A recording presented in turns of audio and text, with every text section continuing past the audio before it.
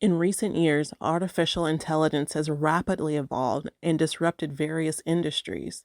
One of the most impressive advancements in AI is ChatGPT, an open source language model developed by OpenAI that is revolutionizing the way technology operates. I wanted to find out more about this technology, so I asked it.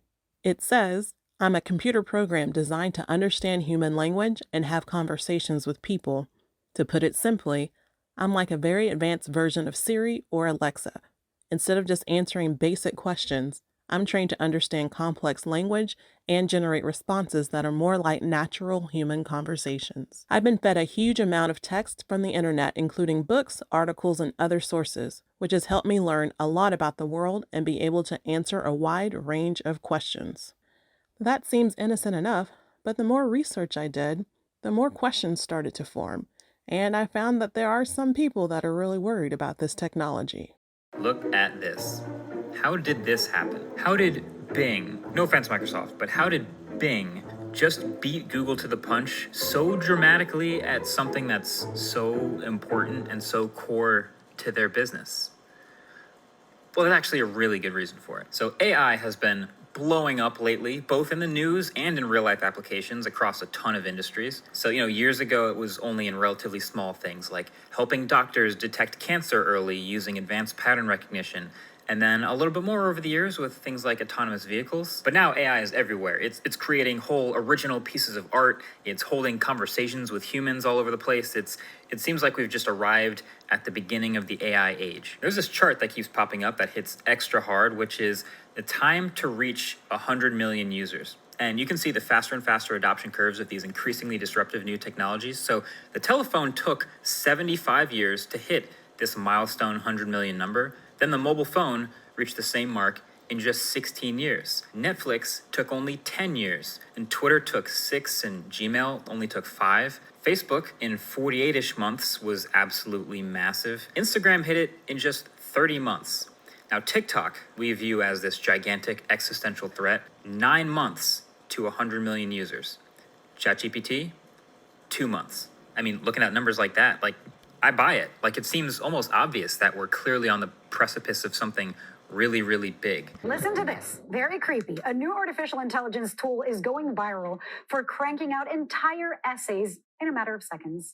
And it's called ChatGPT. ChatGPT has gained popularity for its ability to craft emails, write research papers, and answer almost any question in a matter of seconds. In artificial intelligence, the early frontrunner that reportedly has just secured a $10 billion shot in the arm from Microsoft. The initials GPT stand for Generative Pre-trained Transformers. It automatically answers questions based on written prompts. You do not need to be a techie to use this. Mar Reshi asked a computer program to write a book. I think it was write a children's book about a young girl who creates her own AI. And in a weekend, Alice and Sparkle was finished. Well, Sparkle was a magical AI that Alice created. Wow. ChatGPT is technology accessible and free to anyone on the web that impersonates what it's read on the internet. Type in a request and it can write legal documents, software, even school essays. People are predicting it will wipe out whole industries. Attorneys, realtors, are we going to be out of a job?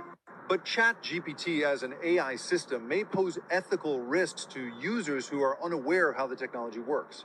It in no way is reflecting the depths of human understanding or human intelligence. What it's really good at doing is mimicking its form. In fact, remember what I said earlier? But ChatGPT Well, I asked ChatGPT to write that line for me. Users who are Then I asked for a knock-knock joke. Knock, knock. Who's there? ChatGPT. ChatGPT who? ChatGPT careful, you might not know how it works.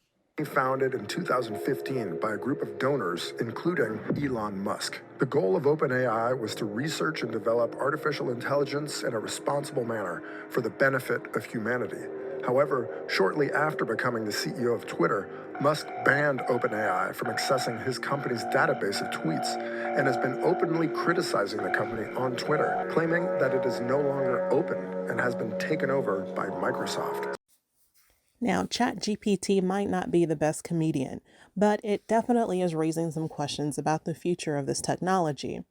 It will be important for educators and institutions to carefully consider the costs and benefits of using ChatGPT, as well as alternative tools and resources in order to ensure equitable access and opportunity for all students. And that's according to ChatGPT itself.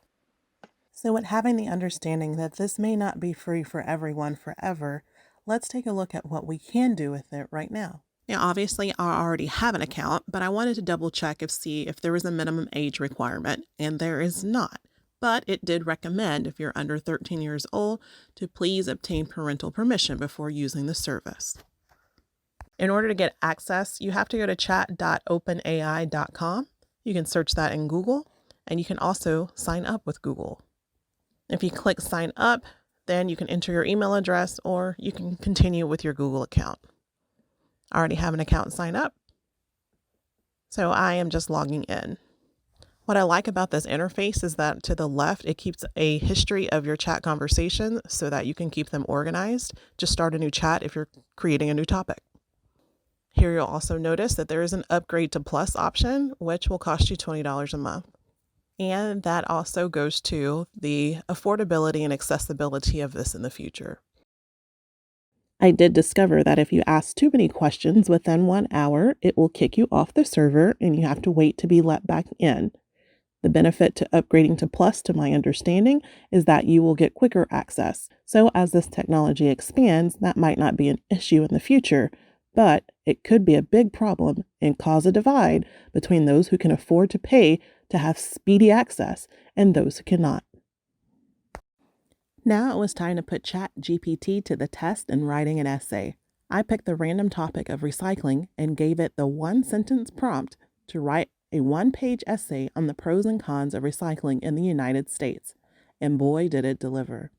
And within a matter of seconds, it had the whole essay completed, including the introduction, body paragraphs, and conclusion. Now, does this feel like cheating? Absolutely. This definitely changes education. So what do we do with this? Students will always have to do the research. Students will always have access to the technology. So if we are focusing on the ending, we're probably missing the lesson here. We're going to have to focus on the middle because the end will be available. Students will still have to have enough knowledge to know when an answer is wrong. So we can't just leave it to AI to do everything for us. But in conclusion, ChatGPT has the potential to revolutionize the way we learn in the classroom by providing instant access to a vast knowledge base, personalized assistance, and a natural language interface. ChatGPT can help students of all ages and backgrounds achieve their full potential. To ensure that ChatGPT is accessible to everyone, we must work together to address issues of equity and accessibility, such as providing internet access to underserved communities and designing inclusive interfaces for people with disabilities. With the right support and infrastructure, ChatGPT can become a powerful tool for learning in classrooms around the world. Let's embrace this exciting new technology and create a brighter future for education. And shame on those who use this for the wrong reasons.